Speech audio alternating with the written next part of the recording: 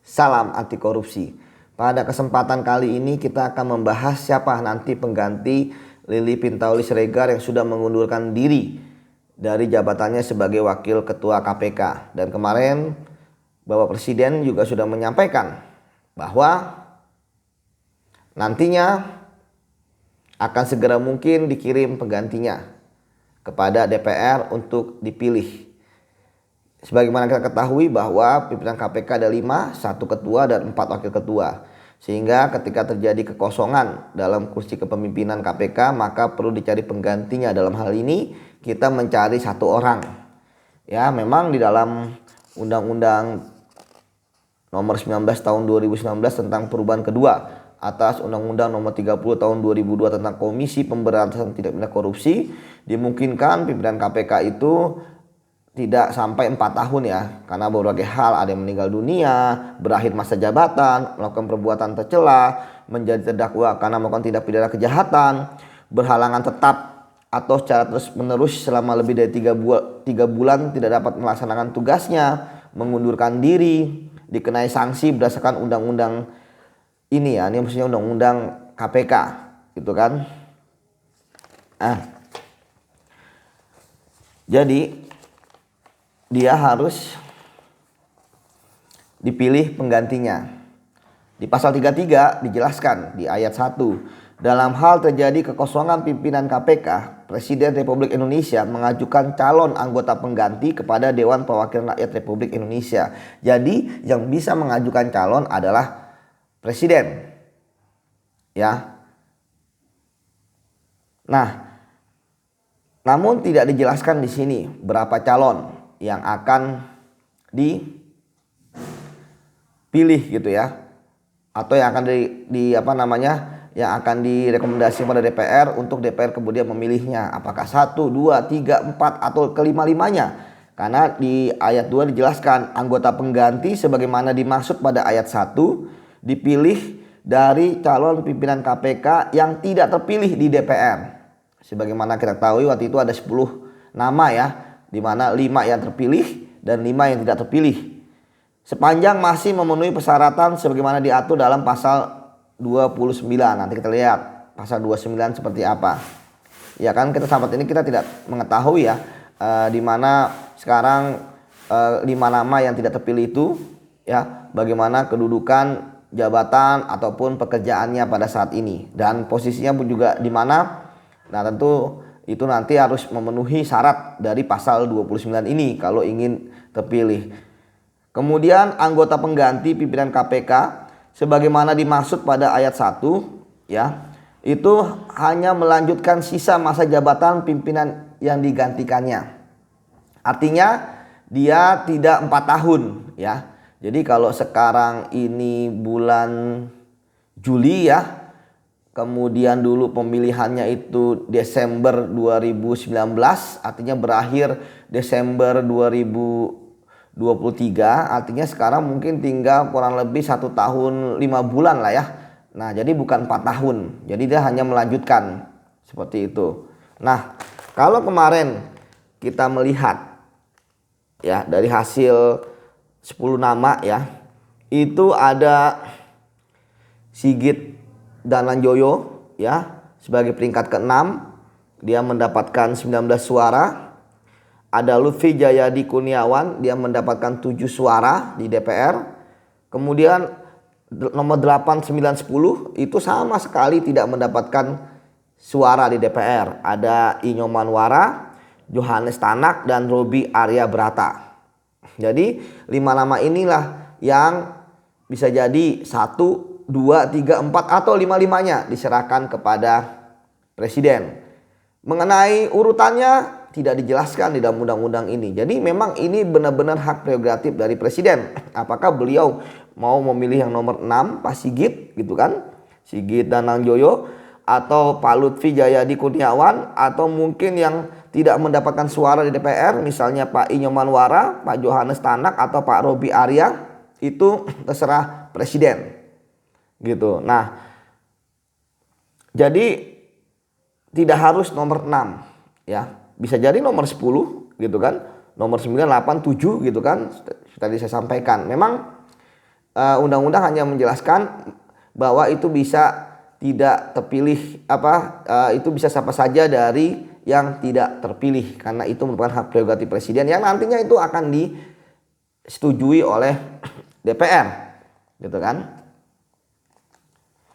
Jadi presiden hak prerogatifnya adalah mengajukan calon anggota pengganti. Nanti DPR yang akan memilih siapa. Kalau misalnya tunggal ya tidak masalah gitu kan ya, kan tinggal DPR apakah dia atau mereka setuju atau tidak gitu. Bisa juga opsi 2 nama atau tadi saya katakan ya sudah 5-5 saja biar DPR yang memilih.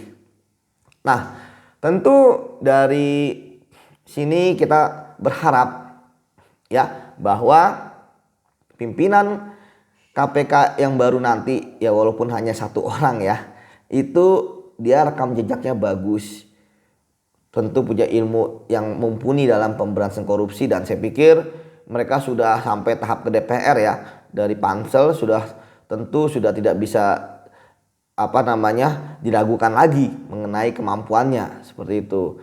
Kemudian ketiga, selain kapabilitas, rekam jejak gitu kan, sehingga nantinya pimpinan KPK itu adalah orang-orang yang bisa membawa KPK gitu kan menjadi lembaga yang sesuai dengan visi misinya ketika didirikan, memberantas korupsi di Indonesia, terutama korupsi yang besar, grand corruption. Nah, kita lihat bahwa tentu dilihat lagi kan, mereka tadi saya katakan sudah pemilihan sudah berlangsung 1,5 tahun lebih gitu ya. Nah, tentu dilihat lagi syarat-syaratnya pasal 29 ya. Untuk dapat diangkat maka mereka harus memenuhi kriteria warga negara Indonesia. Ya tentu harus dicari nih apakah mereka masih warga negara Indonesia atau tidak. Kemudian bertakwa pada Tuhan Yang Maha Esa, sehat jasmani dan rohani gitu kan. Kemudian berijazah sarjana hukum dan atau sarjana lainnya, berusia paling rendah 50 tahun dan paling tinggi 65 tahun. Nah, ini tentu harus dicek lagi nih, karena waktu itu kan ketika mereka terpilih kan bisa jadi ada yang usianya di bawah 50 tahun. Nah, kalau sekarang apakah di antara 6-10 nama itu masih tidak mencapai 50 seperti itu. Nah, itu perlu dicek. Kemudian tidak pernah melakukan perbuatan tercela. Ya walaupun ini syarat-syaratnya adalah syarat ketika mereka dulu mencalonkan, namun perlu dicek lagi gitu kan. Ini kan udah harus 1/2 tahun. Kemudian cakap, jujur, memiliki integritas moral yang tinggi dan memiliki reputasi yang baik. Ya. Kemudian tidak menjadi pengurus salah satu partai politik. Nah, nanti dicek lagi nih. Jadi perlu dicek lagi calon yang akan dikirim ke DPR seperti itu. Jangan-jangan kan ini kan kemarin banyak partai-partai baru gitu kan, atau mungkin nanti jangan-jangan di antara yang tidak terpilih kemarin DPR itu ada yang sudah menjadi anggota parpol. Makanya perlu dicari ini tidak menjadi pengurus ya, pengurus kalau di sini bahasanya ya, tidak menjadi pengurus salah satu partai politik ya. Jadi perlu dicari lagi. Kemudian melepaskan jabatan struktural. Nah, ini kita juga tidak tahu apakah beliau-beliau itu sekarang menduduki jabatannya apa gitu kan. Mungkin kalau bisa juga mereka ya jabatannya sudah tinggi gitu ya. Ya walaupun ini kan kalau sudah presiden yang mengajukan kepada DPR kan sudah tugas negara, tidak mungkin ditolak gitu kan, apalagi di lembaga seperti KPK gitu. Kemudian tidak menjalankan profesi selama menjadi anggota KPK. Saya pikir ini juga sudah ada dulu ya. Jadi mereka istilahnya pasti sudah paham konsekuensinya ketika nanti terpilih. Ketika dulu juga seperti itu gitu. Jadi kalau mereka misalnya pengacara ya untuk sementara tidak menjalankan profesinya. Fokus inilah kenapa namanya fokus di KPK, fokus memberantas korupsi. Karena apa? Karena memang harus sudah selesai dengan dirinya sendiri. Dan terakhir, mengumumkan kekayaannya sebelum dan setelah menjabat sesuai dengan peraturan. Nah, ini LHKPN-nya ya. Saya pikir ini mudah lah. Mereka sudah melakukan itu. Jadi bahkan mungkin ada beberapa yang saya lihat juga pejabat, penegak hukum gitu ya. Siapa tahu mereka sih sudah patuh lah saya pikir untuk melaporkan LHKPN-nya. Seperti itu. Jadi saya pikir 6 sampai 10. Sekali lagi ini benar-benar hak prerogatif dari presiden untuk siapa yang akan menjadi calon pimpinan KPK yang nantinya akan dipilih oleh DPR. Sekali lagi harapan kita bahwa pimpinan KPK yang terpilih itu benar-benar bisa menjaga integritas dan mampu membawa KPK tegak lurus dalam dalam track pemberantasan korupsi. Dan yang pasti jangan sampai pimpinan KPK yang baru itu nantinya malah ketika jadi pimpinan KPK malah melanggar etik gitu kan. Sekali lagi harapan masyarakat ada pimpinan KPK yang baru ya tentu membuncah ya, dan kita harap bahwa presiden tepat dalam memilih siapa calon yang nantinya akan dipilih oleh DPR. Demikian, salam anti korupsi.